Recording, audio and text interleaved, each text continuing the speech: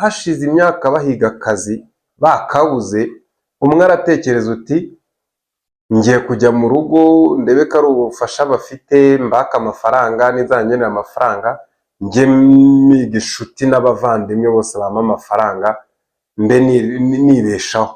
Hanyuma undi aratekereza aravuga uti ngiye kugenda urugo ku rugo nkomanga mbaza niba hari umwana ufite ikibazo muri mate no muri English ku buryo nabafasha kubigishiriza umwana mu mibare no mu cyongereza, bakanyishyura cyangwa se bakamafaranga. Agenda komanga agwa ku rugo rumwe, yatangirana umwana umwe, babiri, batatu, bane, agera aho ngaho kugeza ubwo noneho ataragikeneye akazi.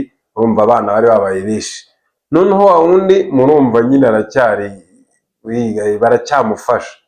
Hanyuma iyi nkuru iratwereka iki? Bivuga ngo itandukaniro, aba bantu bahuye na experience imwe cyangwa se bahuye n'ibiza bimwe, bahura na realities zimwe, ariko ikintu kibatandukanya ni uburyo basobanura ukuri kw'ibyabaye bagendeye ku cy'ubumenyi bwabo burimo burababwira. Umwe byamubwiye gukora biriya, undi mbwiye gukora biriya.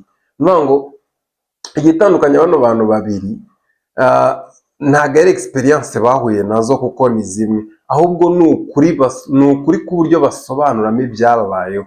Kandi impamvu babashije gutambuka, ikintu cyabashije kubatandukanya ari babiri, ni ikibazo kimwe buri muntu wese iyo yibajije ahita agera kure. Ni ikibazo cyabaza ngo ni iki kizima, ni ikihe kintu kizima nakura muri iyi situation yambayeho, icyo kibazo kitagihindura ubuzima.